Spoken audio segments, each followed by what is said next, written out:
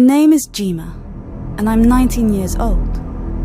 I've always been introverted, never quite fitting in, always feeling like an outsider. My circle of friends is small, and the weight of loneliness sits heavy on my shoulders. Sarah is my only true friend, my lifeline in this sea of isolation. One day, Sarah suggested I try a dating app. I recoiled at the idea, feeling a surge of unease at the thought of exposing myself to the dangers lurking in the digital world. But Sarah was persistent, assuring me that I could proceed cautiously, dipping my toes into the waters of online dating before fully committing. That night, loneliness consumed me like a ravenous beast. Sarah's suggestion echoed in my mind, growing louder and more enticing with each passing moment. Eventually, I relented and created an account on the dating app. Among the countless profiles, one stood out like a beacon of hope. His name was Ethan, and his profile exuded confidence and wealth. With trembling fingers, I swiped right, my heart racing with anticipation. Almost immediately, a message appeared from Ethan. Our conversation flowed effortlessly, and before I knew it, we were chatting like old friends. Days turned into nights, and the bond between us deepened with each passing moment. Then came the invitation. Ethan suggested we meet at a secluded restaurant, his voice dripping with charm and promises of companionship. Despite a flicker of doubt, I couldn't resist the allure of finally breaking free from my loneliness. As the day of our meeting approached, apprehension gnawed at my insides. But I pushed aside my fears, eager to grasp onto the hope of connection. When the day arrived, I made my way to the restaurant, my heart pounding in my chest. But as I scanned the room, Ethan was nowhere to be found.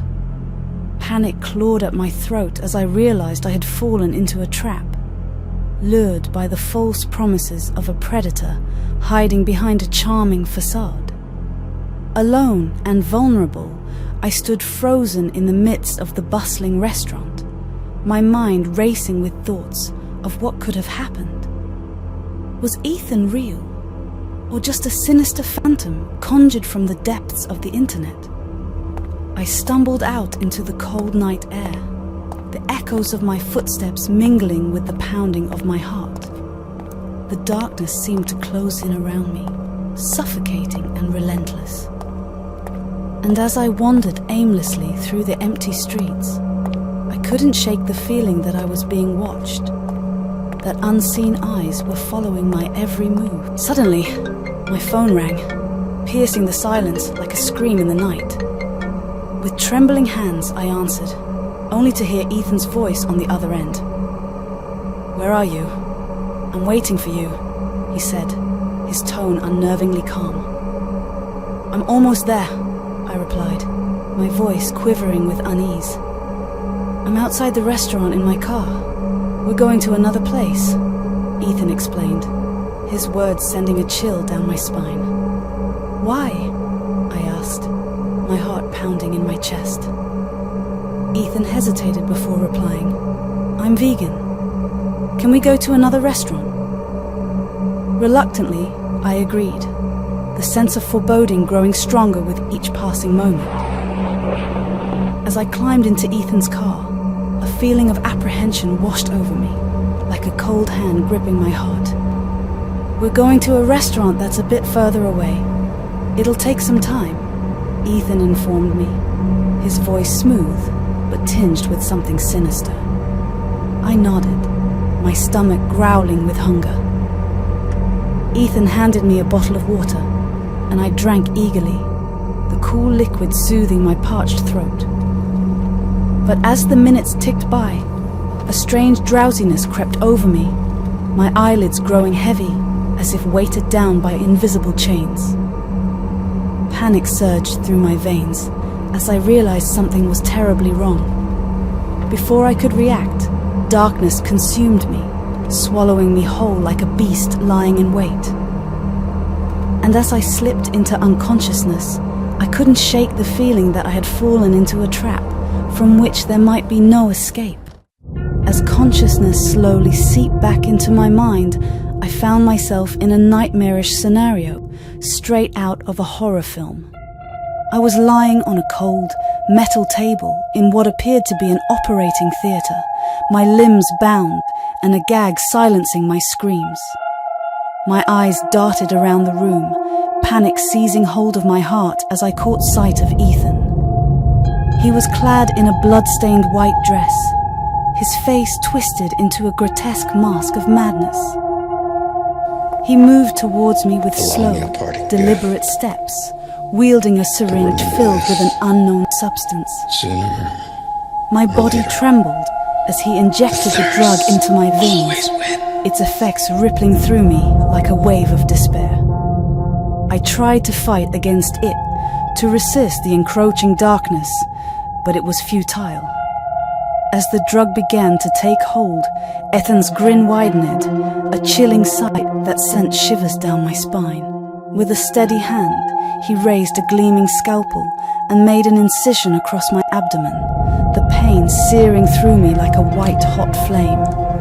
I thrashed against my restraints, desperate to escape the agony that threatened to consume me.